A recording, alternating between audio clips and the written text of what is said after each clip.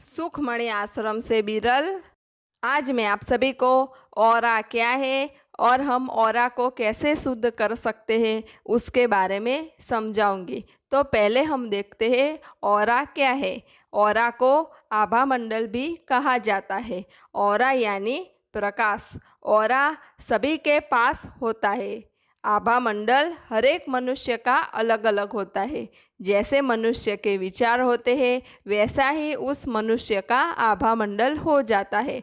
अगर मनुष्य नकारात्मक विचार करता है तो उसका आभा मंडल नकारात्मक हो जाता है। अगर मनुष्य सकारात्मक विचार करता है तो उसका आभा मंडल सकारात्मक हो जाता है। हर एक मनुष्य अपना खुद का आभा मंडल निर्माण करता है, लेकिन वो आभा मंडल बहुत ही छोटा होता है और दूषित भी होता है। जैसे आप मंदिर में जाते हैं तो आपको अच्छा लगता है क्योंकि वहाँ का आभा मंडल सकारात्मक होता है। आप किसी कत्ल खाने में जाते हैं तो आपको अच्छा नहीं लगेगा क्योंकि वहाँ का आभा मंडल नकारात्मक होता है।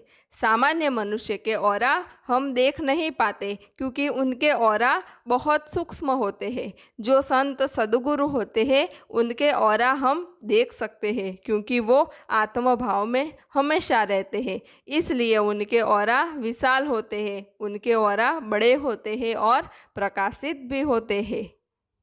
ऑरा से किसी भी व्यक्ति का भूतकाल और भविष्यकाल जाना जा सकता है। ऑरा आपकी अपनी अभिव्यक्ति है। जैसे हम शरीर को शुद्ध रखते हैं वैसे ही हमें अपने ऑरा को भी शुद्ध रखना चाहिए। तो अब मैं आपको समझाऊंगी कि पंच तत्वों से आप अपने ऑरा का शुद्धिकरण कैसे कर सकते हैं। तो पंच तत्व है, पहला है आकाश तत्व, पृथ्वी तत्व, अग्नि तत्व, जल तत्व और वायु तत्व। पंच तत्व से भी ऑरा का शुद्धिकरण होता है। जब हम पंच तत्व के संपर्क में आते हैं तो हमारे ऑरा का शुद्धिकरण होता है, इसलिए प्रकृति के साथ हमें अच्छा लगता है। पंच तत्व से ऑरा का शुद्धिकरण अपने आप ही होने लगता है। तो हम देखते हैं कि पंच तत्व से हम कैसे अपने ऑरा का शुद्धिकरण कर सकते हैं। तो पहला तत्व है पृथ्वी तत्व। पृथ्वी तत्व के संपर्क से हमारा ऑरा शुद्ध होता है। जैसे कि खुले पैर मिट्टी में चलना, मिट्टी में बैठना, मिट्टी में बैठ के ध्यान करना, इस सभी से हमारा ऑरा शुद्ध होता है। आपने देखा है कि छोटे बच्चों को मिट्टी से खेलना बड़ा अच्छा लगता है क्योंकि जब वो मिट्टी से खेलते हैं तब उनका ऑरा शुद्ध होता है, उन्हें ऊर्जा मिलती है। जब हम किसी पहाड़ पे जाते हैं, किसी पर्वत पे जाते हैं तो भी हमारे ऑरा का शुद्धिकरण होता है। पहले के समय में लोग मिट्टी के बर्तन में भोजन लेते थे तो इससे आभा मंडल उनका शुद्ध रहता था। आपको भी ये अनुभव आया होगा कि जब आप सागर किनारे जाते हैं तो तुरंत मिट्टी में बैठ जाते हैं, मिट्टी से खेलने लगते हैं क्योंकि मिट्टी के संपर्क से आपको ऊर्जा मिलती है। मिट्टी में यानी पृथ्वी तत्व में कोई विचार नहीं होता। पृथ्वी तत्व निर्विचार है, इसलिए पृथ्वी तत्व के संपर्क से आपको भी थोड़ी देर के लिए ही सही, लेकिन आपको निर्विचार स्थिति प्राप्त होती है और जब आपको निर्विचार स्थिति प्राप्त होती है तब आपका आभा मंडल शुद्ध होने लगता है। तो जितना हो सके आप पृथ्वी तत्व के साथ संपर्क रखें तो आपके आभा मंडल का शुद्धिकरण होगा। अगर आप गांव में रहते हैं तो आसानी से आप पृथ्वी तत्व के साथ संपर्क रख पाएंगे। अगर आप शहर में रहते हैं तो आप सुबह खुले पैर गार्डन में चल सकते हैं। अपने घर में आप छोटे पौधे लगाएं जिनकी देखभाल भी आप खुद करें। जहाँ पौधे लगाए हैं उस जगह की सफाई भी आप खुद ही करें। पौधे हैं वहाँ की मिट्टी को रोज स्पर्श करें, रोज पौधे को जल पिलाएं। जिससे आप पृथ्वी तत्व से जुड़ सकेंगे। जब आप खुले पैर जमीन पर चले तो पृथ्वी के साथ आपकी सूक्ष्म अनुभूति पर ध्यान दें। अगर आप ध्यान से देखेंगे तो आपको पता चलेगा, आपको लगेगा जैसे पृथ्वी में से चैतन्य आपके भीतर प्रवाहित हो रहा है। आप पृथ्वी तत्व के साथ जुड़े हुए हैं, ऐसा महसूस होगा। जितना हम प्रकृति के निकट रहते हैं उतना ही हम शुद्ध और पवित्र होते हैं, उतना ही हमारा आभा मंडल शुद्ध होता है।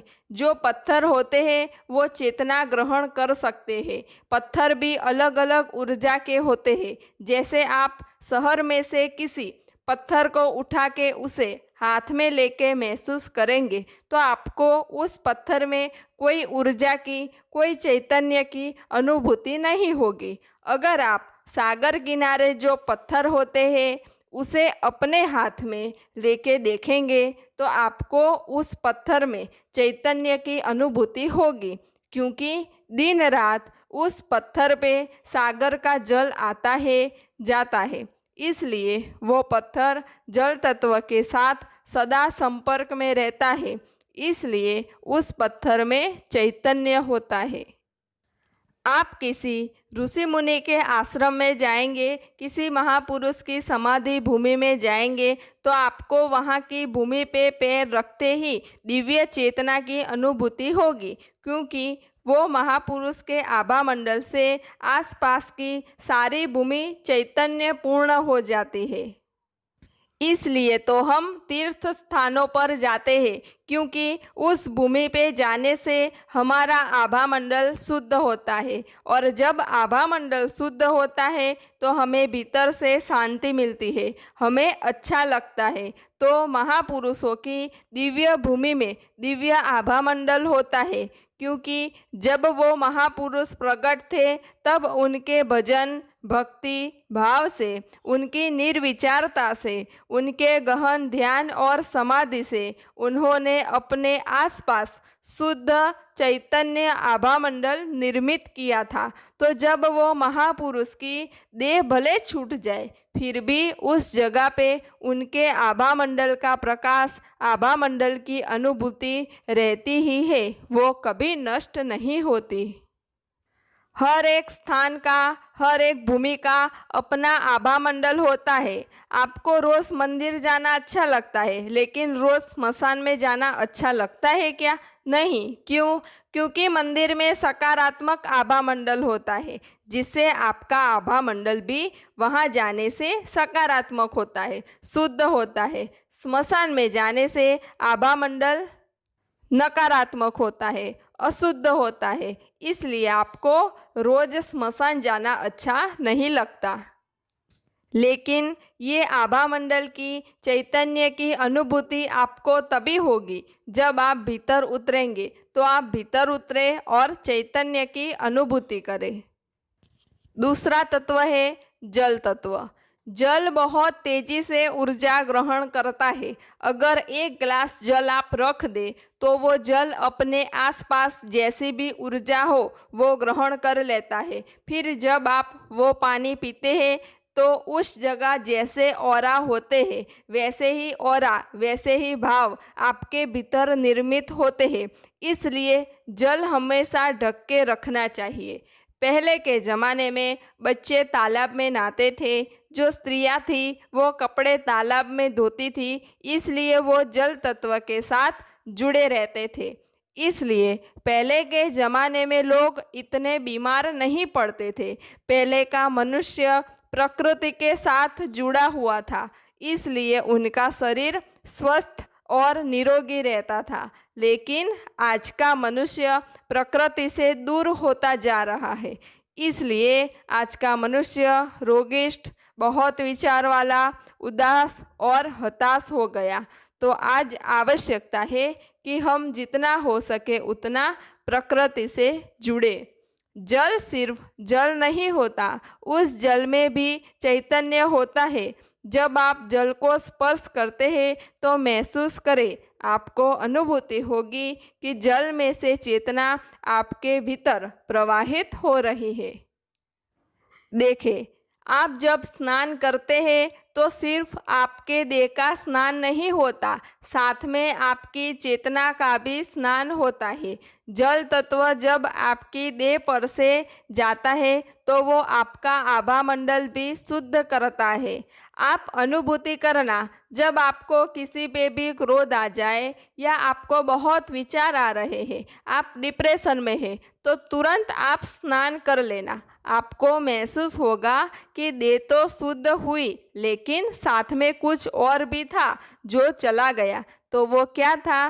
तो वो आपके आभा मंडल में जो अशुद्धि थी, वो अशुद्धि जल तत्व से दूर हो गई और आपका आभा मंडल शुद्ध हो गया।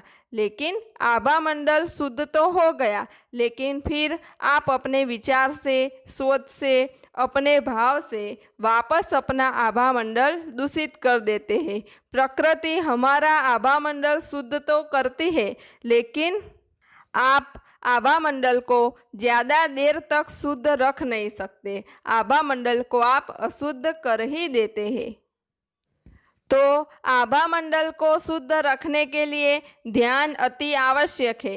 रोज़ाना ध्यान करने से आपका आभा मंडल शुद्ध रहता है। तो जल स्नान से आभा मंडल शुद्ध होता है।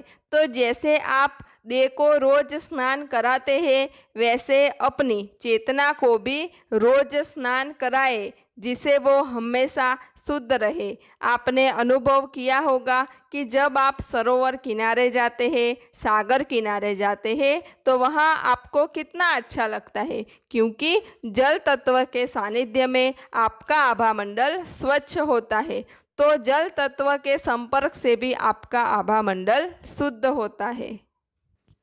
तीसरा है वायु तत्व। जब जोर जोर से पवन की लहरें चलती है, तब आप शांत चित्त होकर खड़े रहना।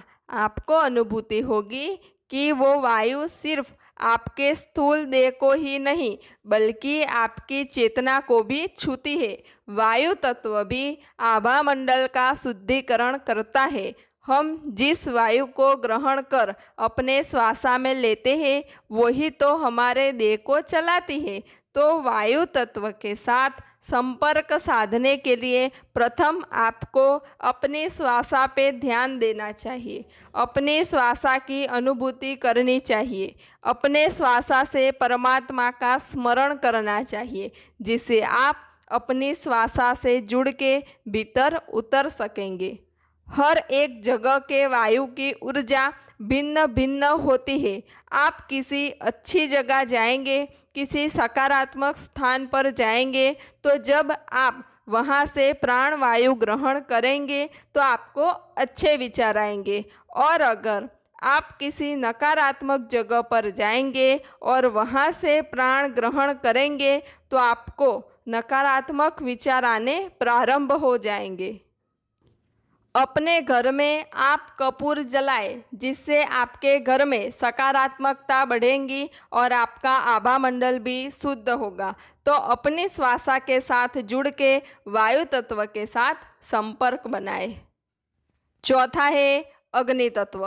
पहले के समय में जो ऋषि मुनि थे, वो रोज़ाना हवन करते थे, क्योंकि हवन करने से आभा मंडल की शुद्धि होती है। अग्नि तत्व से आभा मंडल स्वच्छ होता है।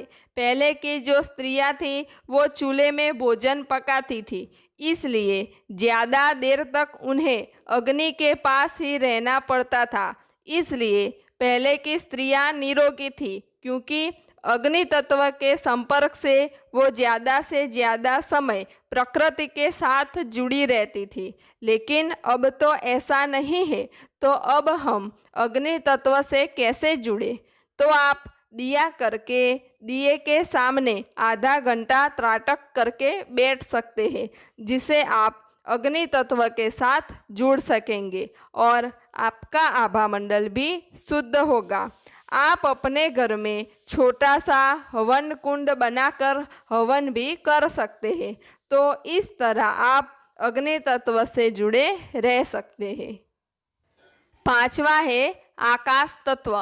पहले के समय में मोबाइल, फ़ोन, टीवी नहीं थे, इसलिए रात को सोते समय बच्चे बड़े सब आकाश को देखते थे, बच्चे तारे गिनते थे, चंदा को देखते थे। इसलिए पहले के समय में डिप्रेशन की बीमारी नहीं थी। इसलिए पहले के लोग जो थे उनके पास भले ही कुछ ना हो पर फिर भी वो आनंद से खुशी से रहते थे। और आज के मनुष्य के पास सब कुछ है फिर भी उसे शांति नहीं है, क्योंकि वो प्रकृति से दूर होता चला जा रहा है।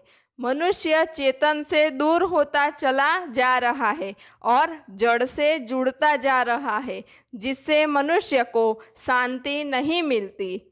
आकाश तत्व को देखने से आभामंडल में शुद्धता आती है, भीतर शून्यता आती है, मनुष्य को निर्विचार स्थिति प्राप्त होती है और वो चेतन जगत से जुड़ जाता है।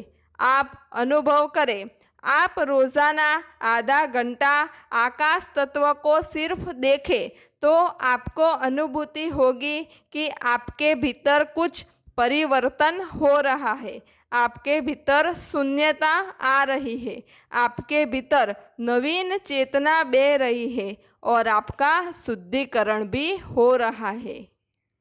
आकाश तत्व को देखने से हमारे आभामंडल का स्नान होता है, हमारा आभामंडल शुद्ध चेतना से भर जाता है, क्योंकि आकाश तत्व के पास कोई विचार नहीं है।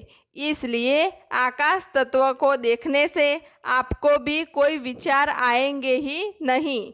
आकाश तत्व के पास अच्छे या बुरे भाव भी नहीं है। आकाश तत्व के पास विराटता है और आकाश तत्व हमें भी कहता है कि तुम सूक्ष्म नहीं हो, तुम्हारा अस्तित्व तो विराट है, तुम अपने विराट अस्तित्व को जानो। आकाश तत्व को निहारने से आप प्रकृति के साथ जुड़ सकेंगे और आकाश तत्व को निहारने से आपका आभामंडल भी शुद्ध होगा। तो मैंने आप सभी को प्रकृति के साथ जुड़ के कैसे अपने आभामंडल को शुद्ध करें उसके बारे में समझाया।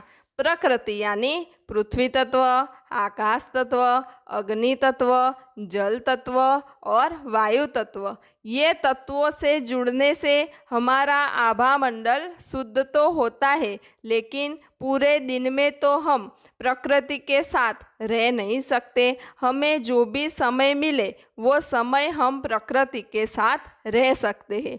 तो प्रकृति के पंच तत्व हमारा आभामंडल शुद्ध करते हैं, परंतु जब हम फिर अपने कार्य में आ जाते हैं, इस संसार में आ जाते हैं, तो फिर हमारा आभामंडल दूषित होने लगता है।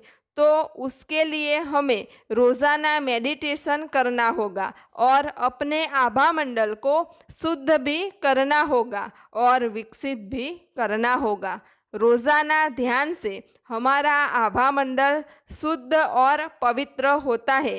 रोज़ाना ध्यान साधना से कुछ समय बाद आपकी वो स्थिति आएगी जब आपके आभामंडल में कोई अशुद्धता प्रवेश ही नहीं कर सकेगी। आपका आभामंडल शुद्ध ही रहेगा, लेकिन इस स्थिति के लिए आपको रोज़ाना मेडिटेशन करना होगा। तो अब मैं आपको समझाऊंगी कि ध्यान के माध्यम से कैसे अपने आभामंडल को शुद्ध करें और विकसित करें। सामान्य मनुष्य के चित्त पे कितने ही प्रकार के मनुष्यों के विचार, कितने ही मनुष्य का दूषित आभामंडल का प्रभाव होता है, इसलिए उसका चित्त नकारात्मकता से भर जाता है। जब तक चित्त शुद्ध और पवित्र ना हो तब तक आभामंडल शुद्ध नहीं होता। जैसा मनुष्य का विचार होता है वैसा ही उसका आभामंडल होता है, और जैसा मनुष्य का आभामंडल होता है वैसा ही उसका जीवन होता है। वैसे ही लोग उसे मिलते हैं, वैसा ही संग उसे होता है। तो अगर हमें आध्यात्मिक प्रगति करनी है तो हमें पहले अपना आभामंडल अच्छा करना होगा, शुद्ध करना होगा। आभामंडल शुद्ध करने के लिए हमें पहले अपने चित्त को शुद्ध करना होगा और चित्त को शुद्ध करने के लिए हमें अपने स्वरूप को पहचानना होगा, अपने स्वरूप को जानना होगा और अपने स्वरूप में स्थित होना होगा। तो अपने स्वरूप को कैसे जानेंगे? अपने स्वरूप को जानने के लिए हमें रोज़ाना ध्यान करना होगा, जिससे हमारा चित्त शुद्ध हो। जैसे हमारे घर में जो तांबे के बर्तन होते हैं तो हमें उसे रोज़ घिसना पड़ता है तो ही वो चमकते हैं। तो वैसे ही हमारे चित्त को शुद्ध रखने के लिए रोज़ाना ध्यान करना होता है तो ही हमारा चित्त शुद्ध रहता है। तो आभा मंडल निर्मित करने के लिए आभा मंडल रखने के लिए अपने चित्त को शुद्ध करो। आभा मंडल मनुष्य का दर्पण होता है। अगर आपको जानना है कि सामने वाला मनुष्य क्या सोच रहा है तो भी आप उसके आभा मंडल से जान सकते हैं। आभा मंडल से मनुष्य का भूतकाल और भविष्य भी जाना जा सकता है। मनुष्य शांति को पाने के लिए, आनंद को पाने के लिए दूर दूर जाता है और खोजता है कि मुझे इधर शांति मिलेगी, उधर शांति मिलेगी, लेकिन उसे शांति मिलती ही नहीं, क्योंकि शांति कहीं बाहर नहीं है, शांति तुम्हारे भीतर है। तुम्हारा आभा मंडल जब शुद्ध हो जाएगा, स्वच्छ हो जाएगा, तब तुम्हें अपने ही भीतर शांति को पाओगे। जब तक तुम्हारा चित्त भटका हुआ है, तुम्हारा चित्त कूड़े और कचरे से भरा हुआ है, तब तक तुम्हें शांति कहाँ से मिलेगी? अच्छे विचार के लिए, सकारात्मक ऊर्जा के लिए तुम्हें पहले अपना चित्त रूपी बर्तन खाली करना होगा। जब चित्त रूपी बर्तन में से कचरा निकलेगा और वो बर्तन खाली होगा, तभी तो उसमें शुद्ध चैतन्य भरेगा। देखिए, मैं आपको एक कहानी से समझाती हूँ। एक बार एक महात्मा एक गांव में गए और गांव में जाकर वो एक वृक्ष के नीचे बैठे थे। थोड़ी देर में गांव वालों को पता चला कि गांव में बड़े सिद्ध महात्मा आए हैं। तो वहाँ एक साधिका रहती थी। उसने सुना तो वो अपना सब कार्य छोड़ के उस महात्मा के पास गई और कहने लगी कि मुझे ब्रह्म ज्ञान, आत्मज्ञान चाहिए, आप मुझे ब्रह्म ज्ञान दो। तो ये सुनकर वो सिद्ध महात्मा मुस्काए और उस साधिका से कहा कि तुम मेरे लिए खीर बना के ले आओ। वो साधिका तो दौड़ते हुए गई और 3 घंटे लग गए उसे खीर बनाने में। उस साधिका ने बहुत मेहनत की खीर बनाने में और फिर एक बर्तन में खीर भरकर वो सिद्ध महात्मा के पास गई। उस महात्मा ने कहा कि ये लो, मेरे बर्तन में तुम ये खीर डाल दो। तो वो साधिका ने देखा तो वो सिद्ध महात्मा के बर्तन में तो कूड़ा, कचरा और सूखे पत्ते थे। तो उस साधिका ने कहा, ये क्या महात्मा जी, आपका बर्तन तो कितना गंदा है, उसमें मैं अपनी खीर कैसे डालूं? मैंने कितनी मेहनत करके ये खीर बनाई है। फिर महात्मा ने कहा कि तुमने तो 3 घंटे ही मेहनत की और ये खीर बनाई, फिर भी तुम इस कचरे में खीर नहीं डालती, क्योंकि अगर तुम अपनी खीर इस गंदे बर्तन में डालोगी तो तुम्हारी खीर भी दूषित हो जाएगी। तो वैसे तुम्हारा चित्त भी इस गंदे बर्तन की तरह ही है। अभी तुम्हारे चित्त में काम, क्रोध, लोभ, मोह, ईर्षा, अहंकार जैसा कूड़ा कचरा है, तो उसमें मैं अपना ब्रह्म ज्ञान, तत्व ज्ञान कैसे डालूं? अगर तुम्हें ब्रह्म ज्ञान, तत्व ज्ञान चाहिए तो पहले अपना चित्त स्वच्छ करके आओ। वो साधिका को महात्मा की बात समझ में आई। फिर वो साधिका रोज़ाना ध्यान करने लगी और रोज़ाना ध्यान करके उस साधिका ने अपना चित्त शुद्ध और स्वच्छ किया। तो आभा मंडल शुद्ध करने के लिए, आभा मंडल विकसित करने के लिए पहले अपना चित्त शुद्ध करें। आपका आभा मंडल जैसा होगा वैसा ही जीवन आपका होगा और आपके आभा मंडल जैसे ही लोग आपको मिलेंगे। अगर आपका आभा मंडल नकारात्मक है तो आपको ऐसे ही लोग मिलेंगे जिनके विचार नकारात्मक हो, जिनका ऑरा नकारात्मक हो। अगर आपके विचार शुद्ध है, आप सकारात्मक सोचते हैं, तो आपको जीवन में अच्छा सोचने वाले, सकारात्मक सोचने वाले व्यक्ति मिलेंगे। तो अपना आभा मंडल स्वच्छ करने के लिए पहले आप अपनी सोच सकारात्मक रखें, आप वर्तमान में रहे, जिससे आपका आभा मंडल शुद्ध होगा। फिर जब आभा मंडल शुद्ध होगा तो वो विकसित होना प्रारंभ होगा। आभा मंडल तभी विकसित होगा जब आप रोज़ाना ध्यान करेंगे। जितना आप ध्यान करेंगे उतनी ही आपको निर्विचार स्थिति प्राप्त होगी और जितनी आपको निर्विचार स्थिति प्राप्त होगी उतना ही आपका आभा मंडल विकसित होगा।